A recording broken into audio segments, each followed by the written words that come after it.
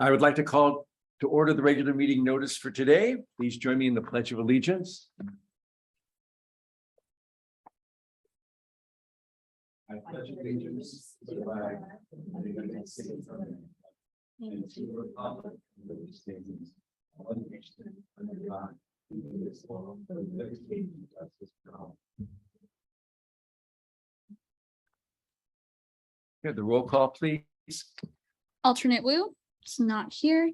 Alternate Wall. Also Zoom? not just yet. Oh, okay. Trustee Osaguela. Yeah. Trustee Derry. Here. Trustee Chen. Here. Vice Chairperson Sadoon. Here. And Chairperson Delmeyer. Here. Are we going to get her up on the Zoom and then have her check in, or what's the? Or is she not there I'll yet? let you know when she hops on the call. That way, if you want to Gotcha. Oh, ask she's for not- her she's input physically not direct- there. Yeah, she's not here yet. Okay, thank you.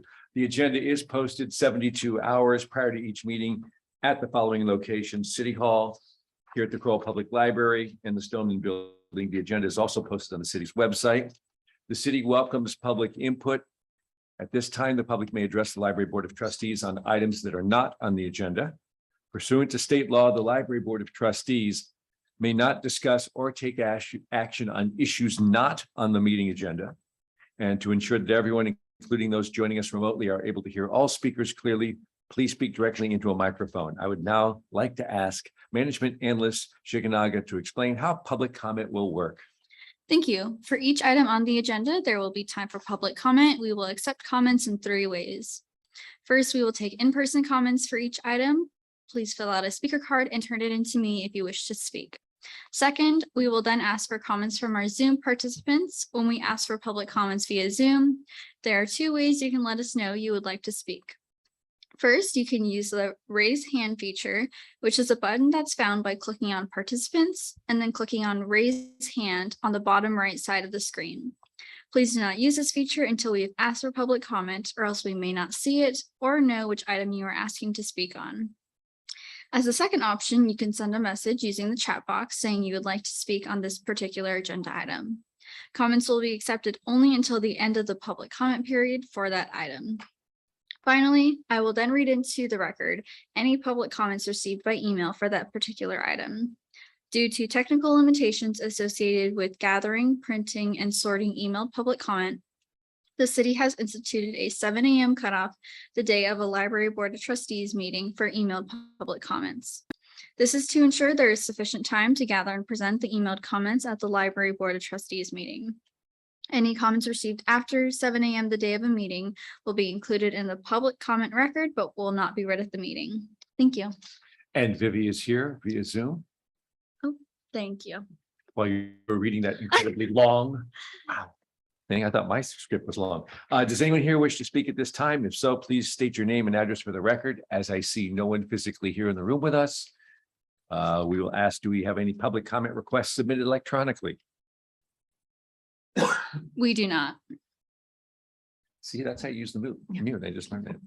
All right, then. The first item on the agenda is my chairperson's report. I just wanted to say once again, it's so nice to be in person with you all. It's for the second time now. It's very much more amenable having everyone in person rather than doing this via Zoom. So Vivi, hope you can join us next time.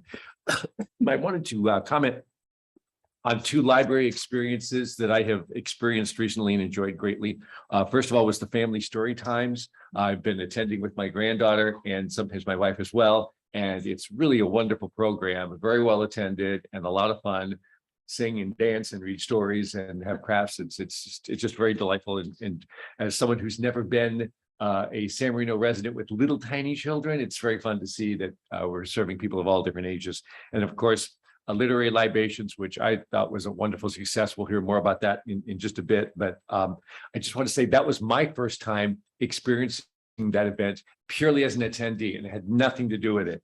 And I really enjoyed all the compliments I got for putting on such a wonderful event. I kept saying I had nothing to do with this. I'm just here attending it, but people were very appreciative and enjoyable and had a great time. And it was great to see Genevieve and Sandy there. Sandy can't join us today, but she was dressed as the cat in the hat. And it's really a terrific community event and enjoyable for everybody. It brings in, it's not a school event. it's not a specific club member event. It's just open to everybody. And so it's, I think it's really a wonderful thing that we have. And I hope we continue to do something like that. And I just wanted to say the library staff and the foundation volunteers did a really good job putting on the event and worked very hard, and it was seamless. I also wanted to say, as part of my chairperson's report, that despite our new, more formal approach to the meetings with the scripting and all that, the whole idea is to make them more transparent and accessible to the community and make sure that everyone gets their voice heard. So it's my hope that we don't restrict ourselves in sharing our honest opinions about what we have to say and offering good ideas to the group, regardless of the structure that we utilize. So the whole notion behind it is to make sure the community gets to have input, but I don't want it restricting us and any comments that we have. And that's it for my chairperson's report. The second item on the agenda is the trustee reports. So let's see if the trustees or alternates have anything to report. Is there a particular order I should go in for this? All right, I'll start with Debbie, then I'll go this way. Great. Well, there are two things that crossed my desk and my interests, and so I want to voice them now. I wanted to hear if the Crowell Public Library is considering the following. I'm sure you all are aware that with the fentanyl crisis that we have, the LA libraries have chosen to train some of their employees and have available Narcan, which can adverse an overdose. A lot of parents would like to have Narcan at home, and the LA library system is actually going to permit interested individuals to purchase it. That's my understanding. I heard it on the news when I was in the car, but it's in today's LA Times. Yeah, so county libraries to offer it. And I'm a parent. I had 3 children, and of course I would think never would my kids be doing that. But the statistics and the research shows, the contrary, that it's widespread. It's a real problem when it's, the fentanyl enters a pill that someone might easily be able to access online. And so this is how one way the libraries in LA are being helpful and addressing the issue. And so I'm just curious if it's come up here by any parents or anyone has spoken out on that issue. No one has asked or requested that service to us as of yet. So as far as community feedback goes, this is not something that people have voiced to us, the library. Okay. I'll add, Yes. I'll add, Deborah, that we citywide have a pretty well-developed and getting more developed emergency action plans. Our emergency management director is Chief Rueda, now the current acting city manager. I will certainly bring this up to him. He is fairly connected to all, safety initiatives countywide. So I will absolutely, run it past him and get his thoughts and professional feedback on, considering a program like this here at the library. And the second thing was, as I mentioned, when I arrived, I was in Spain last week, and my husband was occupied at his meeting because he was giving a talk. So I wandered about, and boy, I came upon something that I thought was terrific. The Valencia Public Library, and I'm going to pass this around, is stunning. Oh. It's 400 years old, this building, and it was formerly a hospital. It was started originally as a hospital for a psychiatric hospital, and then it went further. And in 1970, I believe, it closed as a hospital because how technology has changed and they needed a different facility. But rather than tear it down, because I find people in Europe are always about repurposing things, they chose instead to make it into their library. So I thought it was gorgeous. And I'm going to pass this around. I had a chance to speak with one of the librarians there, and she mentioned that what I found interesting was the demographics of library use has changed quite a bit in the last few years. In Spain, youth from about 20 to 30 are, there's 25% unemployment. It's very high. It's very serious. So the library used to be frequented by the young and the retired, not so much anymore at the Valencia Public Library.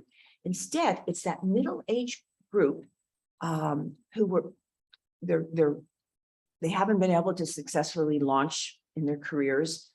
And they come, first of all, for the camaraderie of other people, their age, because it's a good gathering spot. But the librarians, we never have any trouble. They use their time effectively. They often are investigating possible leads for a job or training for a different, profession. And I think she said, if I understood her correctly, she said that the mental health issues that she's noticed in surrounding areas rising for that age group are less so because they're connected. They have sort of a support system that through the library. So I just wanted to share that. Is there a formalized program, did she say, or is just they're seeing Well- the individual use? I would like to know that myself. And as soon as I walked out the door, I said, oh, I should ask that. And We can research but I it. didn't go back in because she had a line. She wasn't expecting me to tap her on the shoulder and ask various questions. So she had people behind me waiting to talk to her. So, Mhm. Great, thank you. yeah, beautiful. Wow, that's Yeah. stunning. I can't believe that was a former hospital. That's it. And my, unless I'm not supposed to launch into art at this point. No, not yet. Okay. Yeah, that's great. I'm very gratified to know I'm not the only book nerd who checks out libraries when I'm traveling. So very glad to hear that. Genevieve, what do you have I don't have anything to report. other than the Yeah, other? Okay, right. we'll get to that in a minute. All right, great. Lois, anything that you have? The trustees meet on Wednesday. I mean, the friends meet this Wednesday, so Okay. I don't. Okay, great. have- Kathy, nothing? Vivi, do you have anything you wanted to report to us via Zoom? You're so tiny, we can't.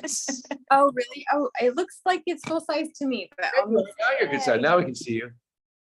yes, my kids have been sick on and off, so I had really wanted to attend the literary libations event, but I couldn't. And now my son is sick today, so I'm sorry I can't be there in person.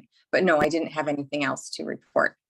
Okay, great. Thank you for attending via Zoom. The third item on the agenda is the Crane Art Gallery liaison report. Can we have a report from Yes. Vice Chairperson Sadoun?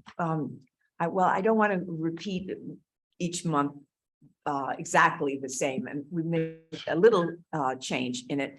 But as you know, the Plan Art group was here and they had about 75 people attending the reception. And I think two, even though Linda Lyons first told me one painting, I think two have been sold. So we'll see when we receive a check.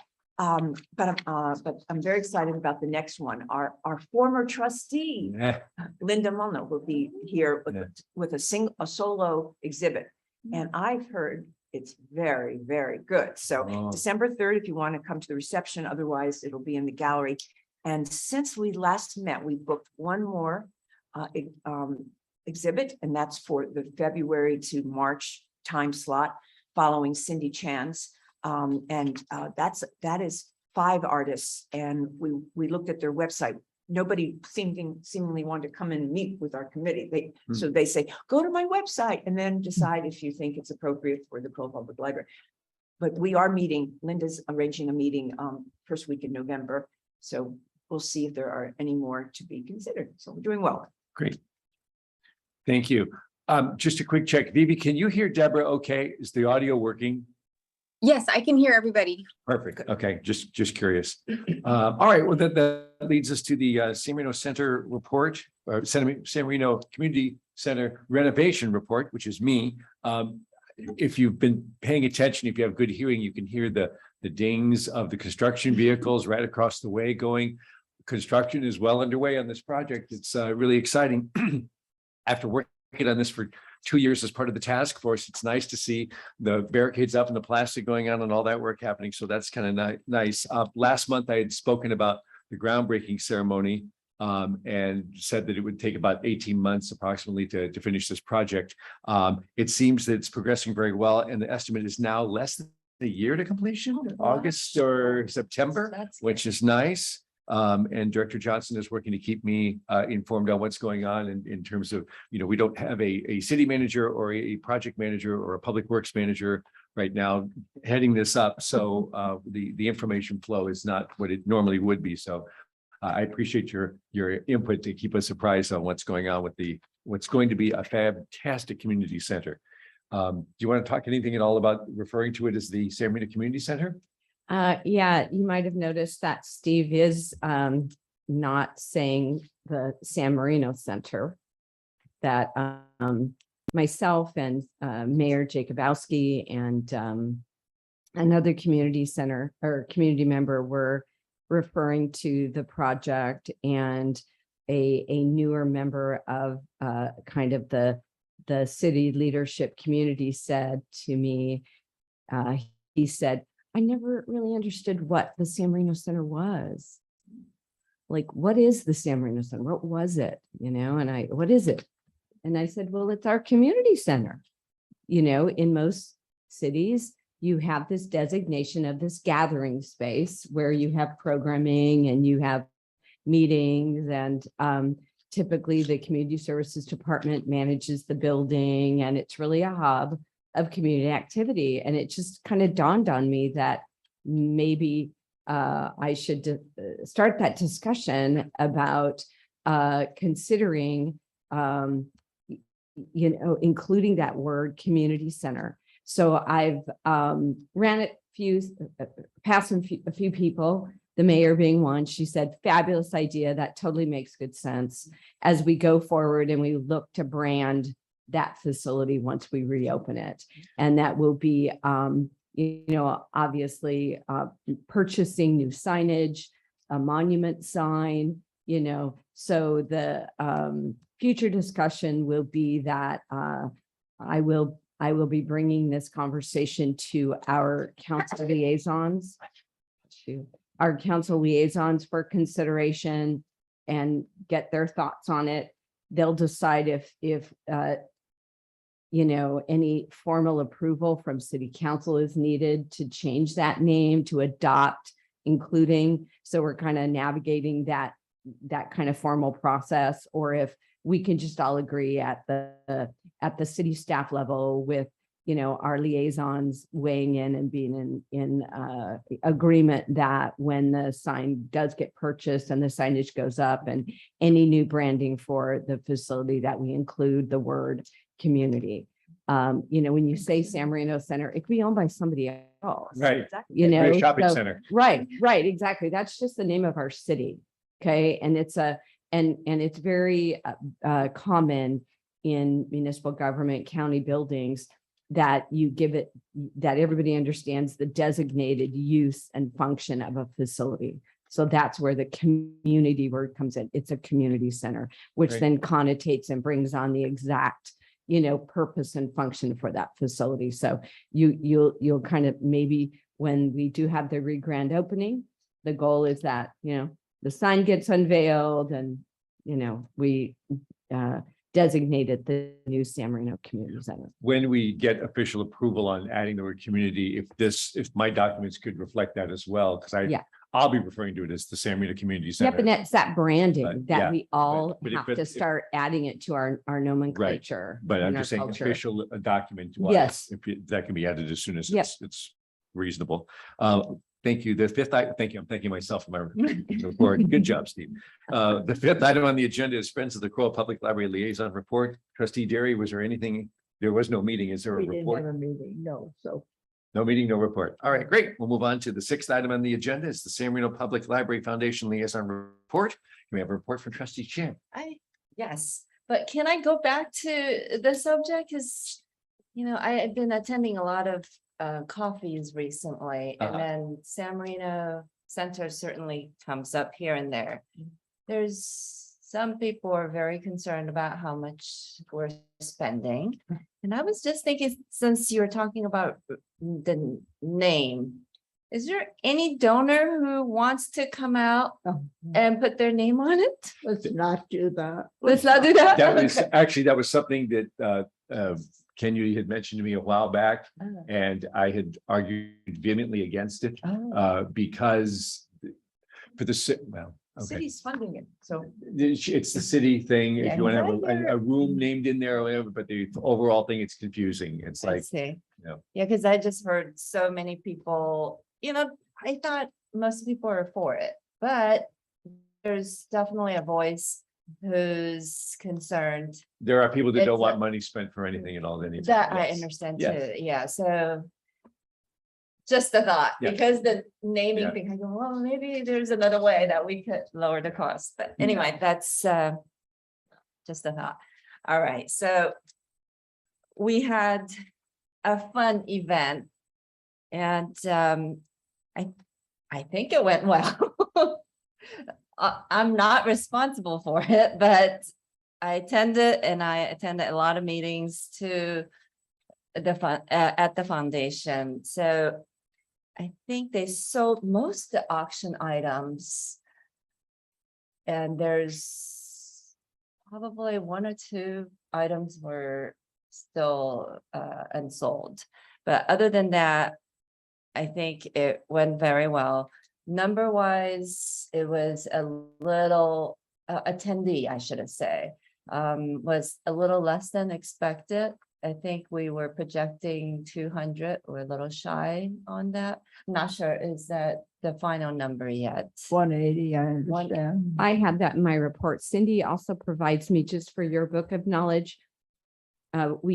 She does provide a little brief from the foundation that I include in my director's Right. report. So it is on page Yeah, 8, I the think it was information that she 180 gave us, some, right? 180. Yeah. Yeah, so, but I think numbers still came in strong, consider this is right after the COVID, and the community probably, not everyone is ready to attend, so I think it's a great turnout. It was great.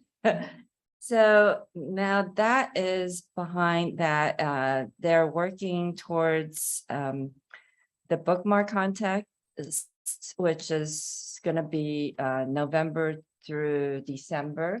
So that's an annual event that the foundation does. And after that, it's January 21st, 2023. I think that's the date that they decided to have open house for the library. And it's the 90th year of the library and 15th year of the building. And also it's 65th years of Friend of the Library. So they're thinking about nominating them as Volunteer of the Year. That has not been decided. It was just in the talks. Not sure if that should have been shared.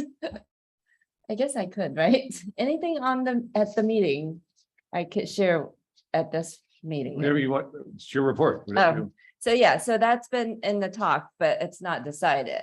I just not sure if that should be related to the Friends yet. Cindy will probably reach out to her peer at within the Friends group to make Great. that discussion. Yeah, great. Yeah. So that's my report. All right, thank you. The 7th item on the agenda is the approval of the minutes. Are there any questions from the board on the minutes themselves?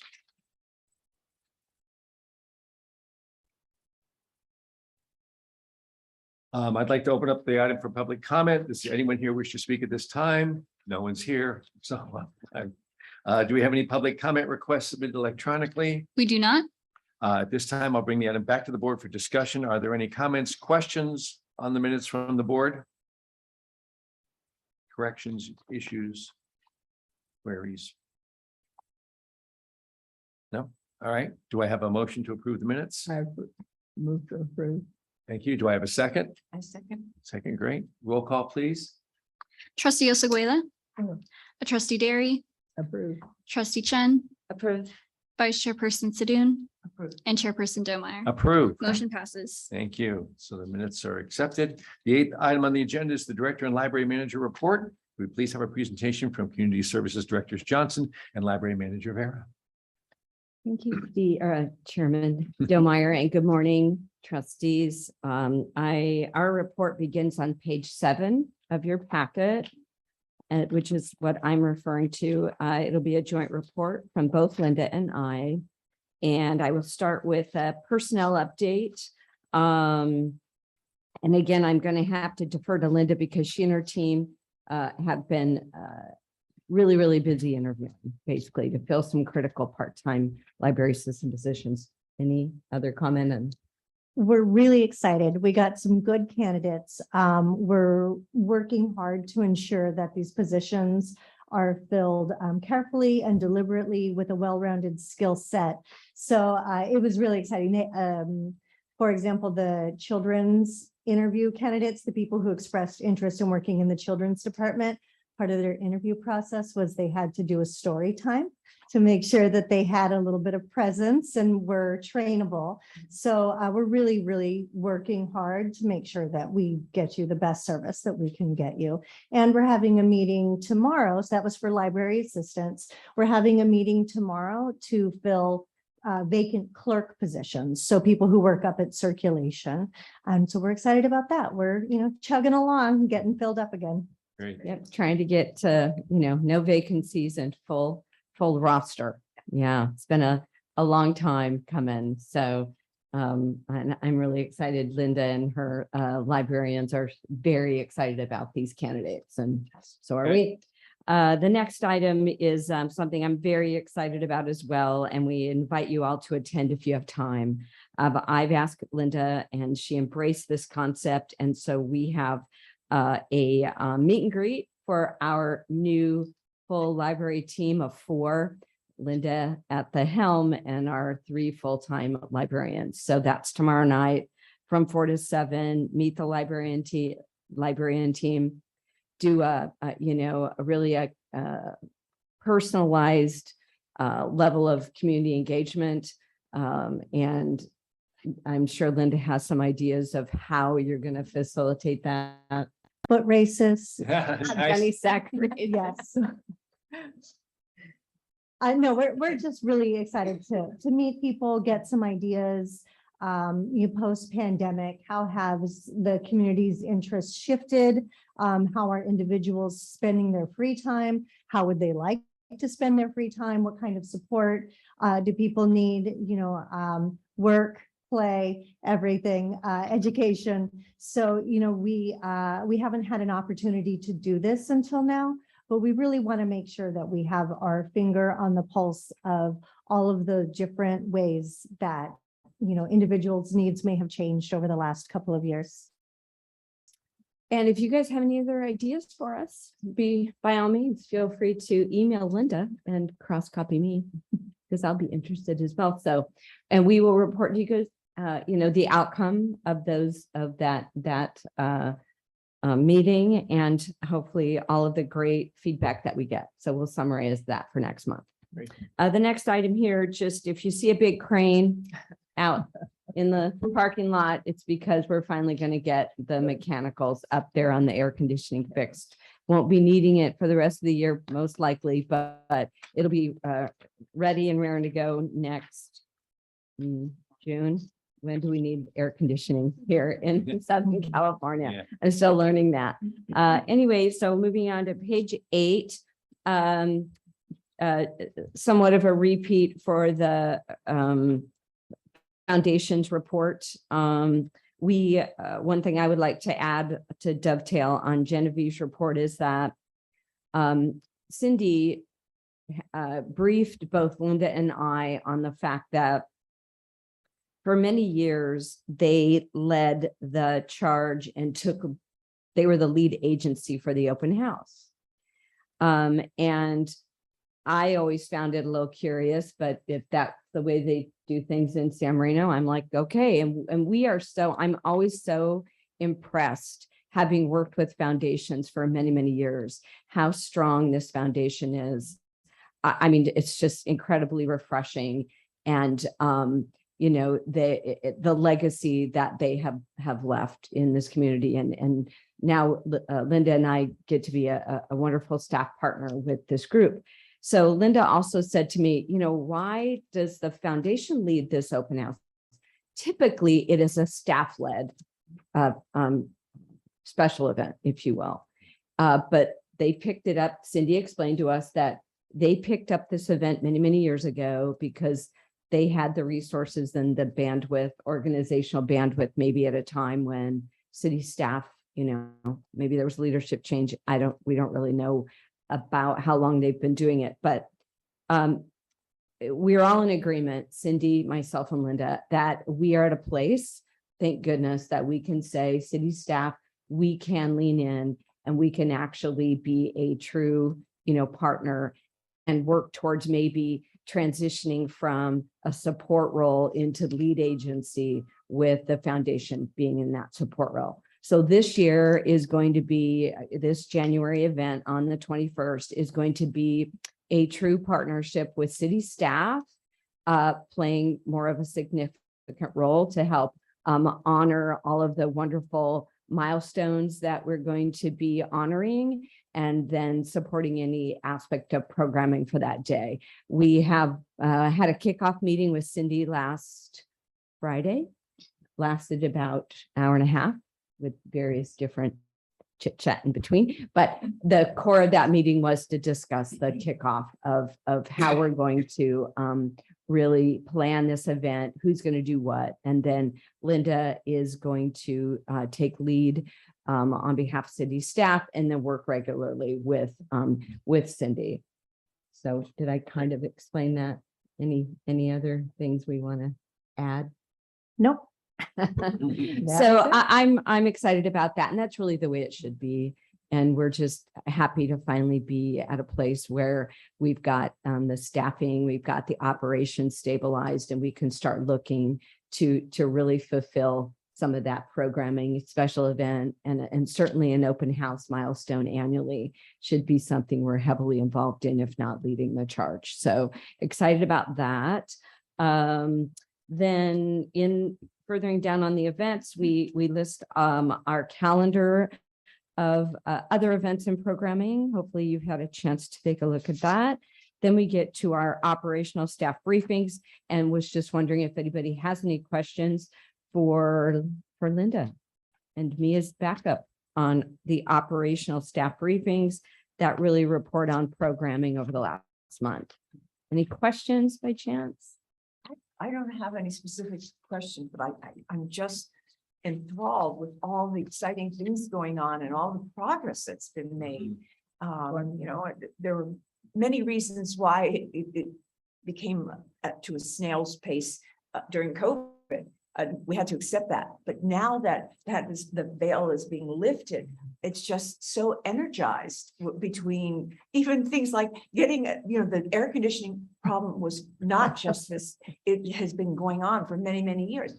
Boom, it's happening. Yeah, progress is a beautiful yeah. thing. And, Yeah. and everything else you mentioned, the library meet and greet, that's, I think something good is going to come out of that. And just on every bullet point, it's very exciting, all the programs coming up. And so let's keep this going. Yes, yes. I think- I'll echo Deborah's comments as well, and just say that I think it's incumbent upon us to keep spreading the message of what a great job the team is doing, because people are unaware of it a lot of times. I mean, it's something I've been saying for a long time as a marketing person. It's one thing to do the job, but you have to tell people about it. And that's why I think the Meet the Librarian is such a great idea. We got to get people aware of what's happening here. Otherwise, they create impressions that nothing's going on, and just because they're not taking part of it. So let's all make sure we're touting the successes of that. And it's relationship building. Yeah. Putting a face with a name. These are amazing professionals, and that I want to push out in front of the community to say, look how fortunate of these wonderful, talented professionals that we have that are going to now post-pandemic full roster. We're pulling out of a really historic, as we all know. And it's very exciting to be in that recovery mode, if not seeking, normalization. And then we're really activating our space with really good, exciting programming. So, Is that you. the end of your report? Are you continuing on? Just pausing for questions I midway think there? I'm done, unless anybody has any other questions, and let me ask Linda if there's any comments that you would like to add on the No, I think manager's That was report. comprehensive. Okay, great. And no other questions from the board? Are there any questions? All right, we're going to open up that item for public comments. No one's here. Oh, Vivi, did you have any comments on the? No. Right, sorry, want to make sure. You're the only public we have right now. This is it. No, and did we receive any public comment regarding that? We did not. No further comments, questions from the board? Anybody have that? No. Then we'll need a motion to receive. And No, we don't need a motion. motion for that? Okay. All right.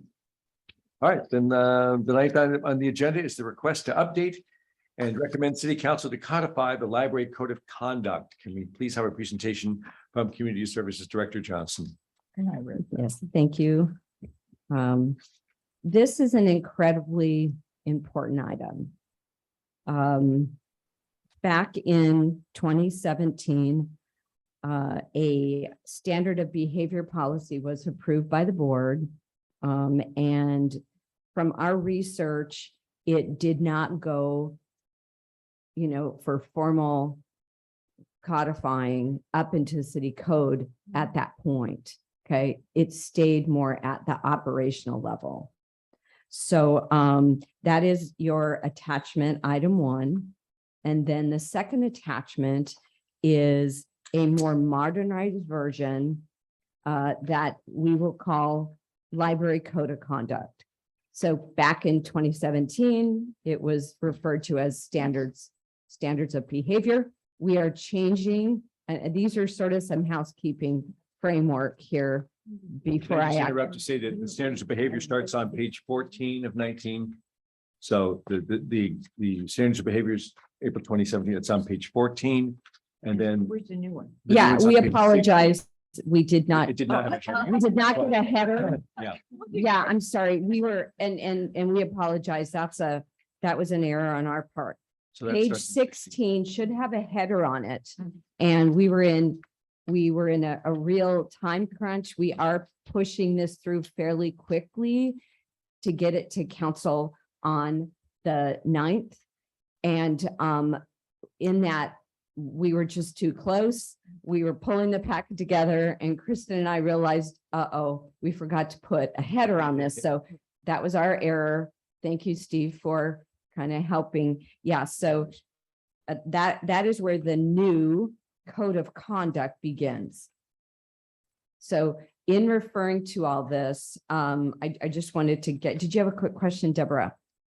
Before we got started? It's about this, but it's more general. So please go Oh, ahead okay. at the end. Yeah, I just wanted to get us organized as to what we're really, discussing today and the importance of why this is on the agenda and the fact that it is a more modernized version, the one that starts on page 16.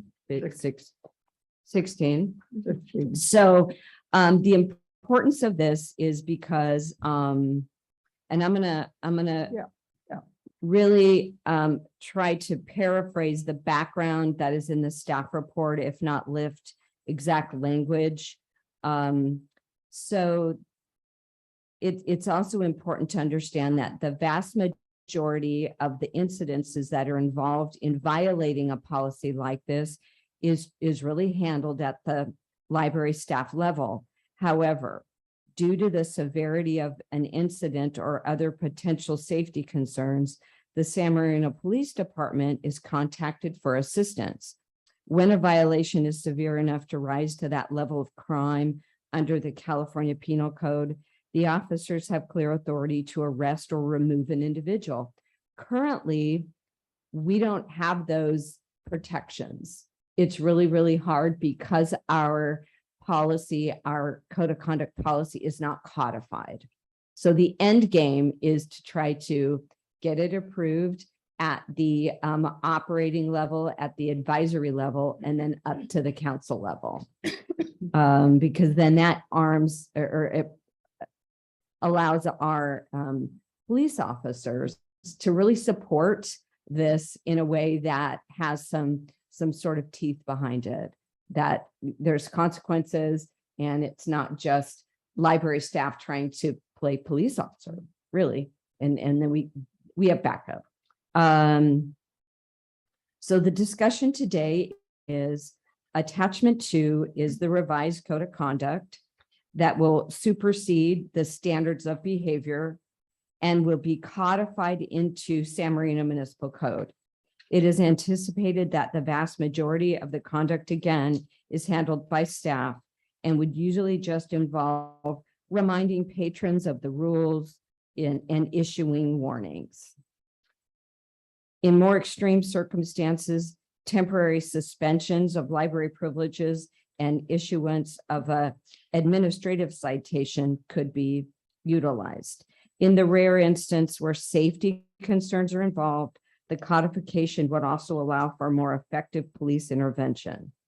The police would now be able to remove a patron or arrest for violations of the policy.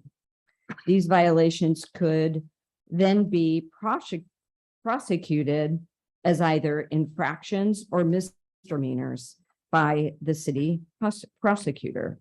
This should improve the library's experience for all patrons.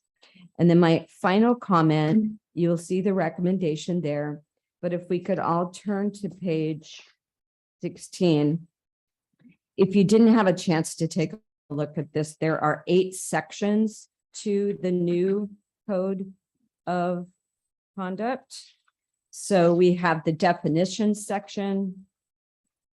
And then we list clearly what is criminal conduct. We list then what is rules of conduct. Okay, so rules of conduct are stuff in the library that administratively we would handle.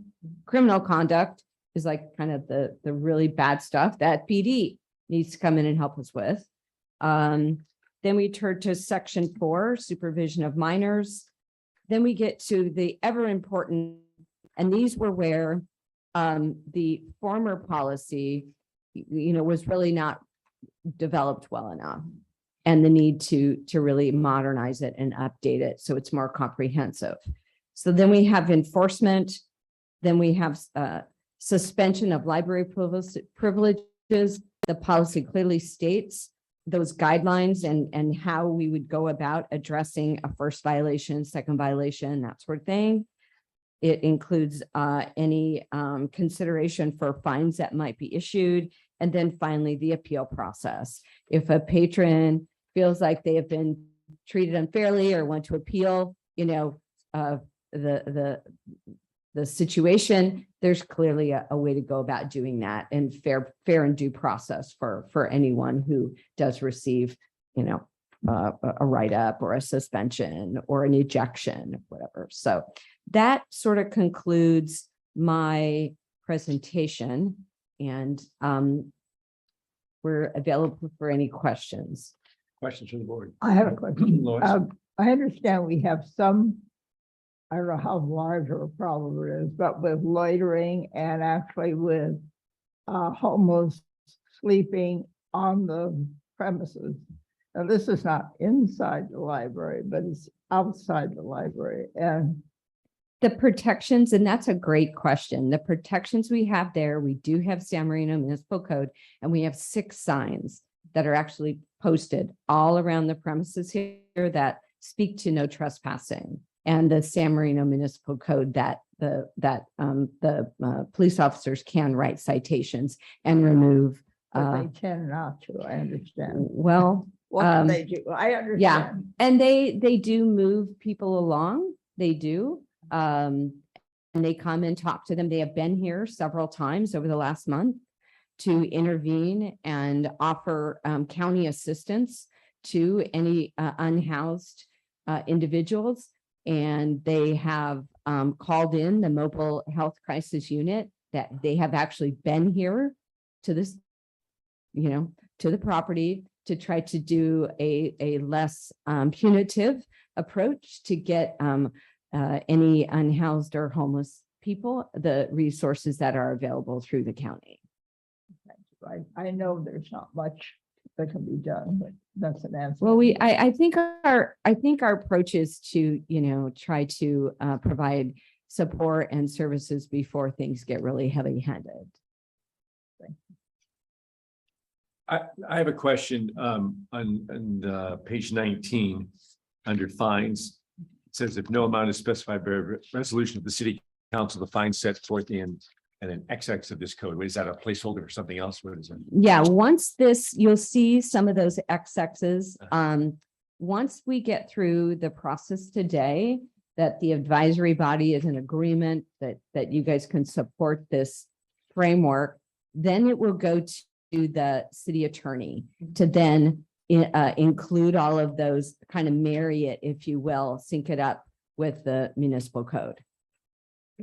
I don't have those in front of me. We were told that, we didn't really need to bring, that will all go to council with the, tying it with SMCC.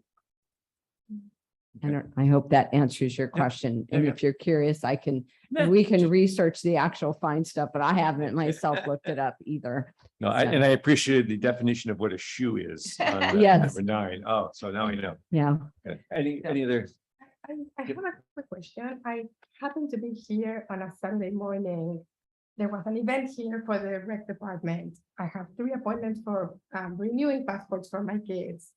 And the library was closed. When I arrived, there were 2 unhoused people already here. When they opened, both, rushed inside. One had a million bags, suitcases, boxes, and, from the corner of my eye, while I was doing my paperwork for the passports, I saw him coming and going 6 or 7 times. And I didn't know what to do. And I think most of the patrons were looking at each other, not knowing what to do, understanding this is a public space and it's open for everyone. So my question number 1 is, the city staff or the librarians are equipped and know what to do? Well, that is a great question. And if you look, and this was one that I do have professional experience with this exact situation when anybody, they can be housed or unhoused, and they might just like to travel with a bunch of stuff. I don't want, it could be anybody. They like to bring in their wheelie carts and, they just kind of like to have their computer and their mobile office with them, right? So not to discriminate in any way, shape, or form with personal or make assumptions about personal belongings. But yes, excessive personal belongings are addressed under Section 3, Rules of Conduct, item 27. Okay. And so we, 18. page 18, 2/3 of the way down, entering and bringing an excessive amount of personal items or baggage into the library, or place it in a manner where it restricts the usage of the library by other patrons and constitutes a nuisance. Personal items may not take up a footprint that exceeds 3.5 by 3.5 feet. Pretty specific. So Linda and I talked about this a lot. We tried to be extremely reasonable. We looked at a couple of other codes from other municipalities, and we looked at our spaces. Linda, we believed in what is reasonable. What is a reasonable, area of space, certainly even with, post-COVID and the, physical distancing, right? We're kind of all accustomed to staying away from each other now, just because that's been ingrained in our minds. So we believed that this particular, area and the designation of exact space is going to be, really reasonable, but yet allow people to bring in stuff, but again, not impede on anybody else's ability to use a certain section of the library or certain seating areas. Yeah. I really like how you address this. It does look very measured to me. Seems very reasonable from both sides. I think everyone who is here in this room today and wants only that the employees and the library users to feel comfortable and safe when they arrive at the library. I like how, for the most part, you've been able to address it from library staff. But I think we all realize that there'll be instances where that wouldn't work, that for the safety and well-being of everyone here, you do need to have the support report of the police department. That being said, because Steve started the meeting, he said, "Well, whatever's on your mind." I do know that every day you read in the paper that police were called out for domestic violence, that type of call. And they arrive there, someone, a minor thing, someone's jaywalking, and suddenly there's a visceral reaction on the part of the person who's violating the code. And they often get combative, they get angry, and it increases, intensifies the situation. But maybe there's a good way, if when the city council adopts these changes and the police department comes on board, maybe we need to post these in places where people can see. And then you could just say, "Oh, this isn't my someone who goes over to help someone who is not abiding by these rules." They can say, right here, you see this? I didn't make this, but this is not allowed. And if it progresses, I wouldn't want to have to call in extra help, just somehow, because our library staff, they're so sensitive, they're caring, they're very well-educated individuals. So I know they will treat each individual sensitively, and humanly. It's just that sometimes things then have a way of getting, if others come in, it can increase. Implementing this new policy, and I really appreciate you bringing up to kind of finish the conversation out a little bit. So we will, and Linda and I have talked about this. So this will serve, not only to, let everybody know the expectations, but it will reside on the website, number one. Okay. Once we get through council. Okay. And then we will implement it, right? So it'll go on the website and get updated. Then we already have plans for an oversized, facility use signage. Okay. And then we will post it discreetly, maybe smaller, and then have a handout. Even somebody really wants to take it with them, feel free. And then it will also serve as a training tool. We will immediately push it down into everybody's hands. We will, Linda will go over it with every single person. It'll be part of the onboarding process for any new employees. And then lastly, the police department is truly our partner in this. And so we will be asking them to come in. We'll review it all. It'll be an annual refresher, if you will, to say, when is it time to call? Okay. At what point do we say as city staff, let's handle this up to a certain point, much as you were describing the escalation of a situation. Linda and I both know pretty much when it's time, even remotely starting to go there with anybody. We are not going to take that on. We're not going to put ourselves at risk or anybody else at risk to, manage aggressive behavior or verbal, disruptions and things like that. And thank goodness we are in a very small city and they're very responsive, and they know that this is the top publicly used facility. We get more probably foot traffic than City Hall does. So they're wonderful support to us. So that will kind of complete kind of the implementation of the revised policy, and that'll all happen. If council approves this on the 9th, we'll have this thing implemented, and we are armed and ready to go with greater protection and greater understanding within a week or two. And I will say, just based on my experiences with the San Marino Police Department, they don't overreact. I mean, they handle things very professionally. It's not like other departments that kind of try to escalate things and show how macho they are. They just tend to de-escalate the situation, handle it in a really calm fashion. So if that's any help there.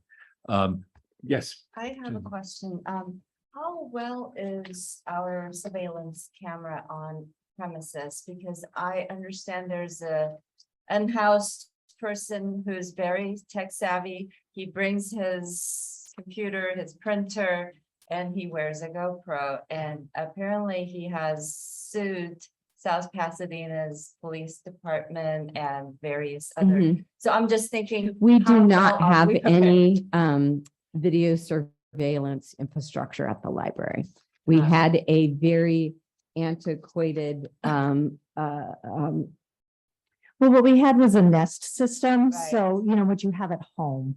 And that's, it's because, nothing was necessarily laid out for us as, new incoming administration and management.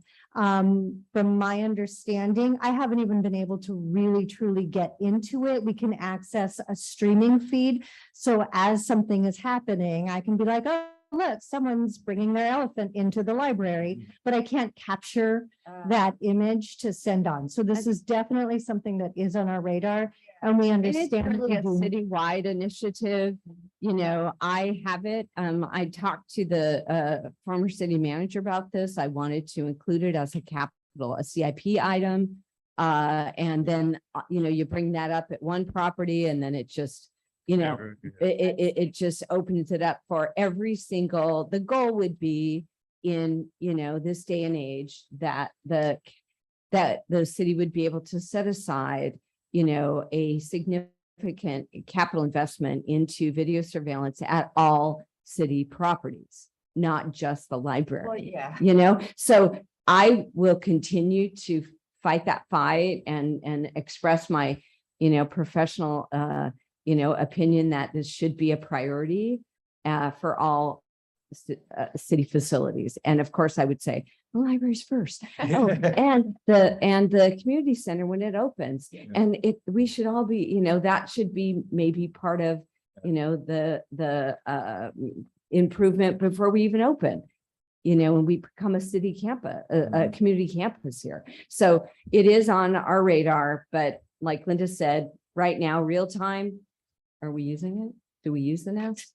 It's on, but yeah. I believe that there's one staff member who has access to it, but Right, it's- we're having It's difficulty. just not an doing- efficient and an effective setup. Because I was thinking if the unhoused person has such high-tech equipment to protect himself. And I think our city library, since it's a library meeting, we need to at least to have our side of story Yeah, to. what we have at our disposal is we do have city phones, number one. We have a lot of eyes and a lot of testimony. So, you know, we are already, for any incident in the library, we are becoming extremely documented and for every interaction or anything. So we do have that. It's not on video, but we do have several. We have a log now that we are capturing any minor violations, major violations of incidents, accidents, anything. And if there were something that were, you know, became, you know, extremely, excuse me, kind of serious, Linda and I both have our phones. We have a couple of other folks that have phones, and we would just immediately begin filming. So I don't, you know, it's not ideal again, but those are some tools that we have at our discretion that would be helpful to protect the city. Right. Okay, Vivi, did you have any questions regarding this issue? Since you're the closest thing we have to the public. Oh, no questions. Thank you. Okay. Can I have one last comment? Yes, you And certainly that's it, I may. promise. But actually, before you do that, can I just say, I have to get through my script here, stuff I want to say, because we're going to come back to us. I'll open up the item for public comments. Does anyone have anything to speak at this time? There's no one here. Do we have any public comment requests submitted electronically? We do not. Okay, good. Now I'll bring the item back to the board for discussion. Any further comments or questions? Thank you for letting me get that done. And this great document, and I'm really so glad that you guys are addressing this because I was really, you know, caught by surprise. But can this be not only called code of conduct, but safety of the library and have Mhm. more a bigger umbrella of maybe not a behavior type of document, but it's more a safety for the staff, especially for the new staff that is, coming in, just having the word. Sure, safety when makes we me feel make that so- masthead and put that, I will definitely include the word safe, Okay. public safety. Yeah. Some type of safety terminology. And yes, you. absolutely. You're welcome. Code of conduct for safety of patrons and staff. Okay, that's something like that would be great. Thanks, Kathy. Any other further comments or questions on this issue? Seeing none, then may I have a motion to approve this? I make a motion that we approve the updated library code of conduct. And we request the city council also approve the codified version of the policy into the San Marino Municipal Code. Thank you, Deborah. Do I have a second? Second. Oh, thank you. Who, was that you, Kathy, that said that? That was, okay, good. I didn't turn fast enough. Roll call, please. Trustee Osagueda, Approve. trustee Derry, Approved. trustee Chen, Approve. vice chairperson Sadoun, Approve. and chairperson Domeyer. Approved. Motion passes. Great. Thank you very much. Do we have any written communication or public writings for distribution? That would be among you guys. Did you guys receive anything? Oh, no, anybody get anything? Nothing? Okay, great. Then this meeting is adjourned at 9:02 until the next meeting on November 28th at 8 a.m. here in the Barth Room. Thanks, Vivi, for being with us. Thanks, everyone. You.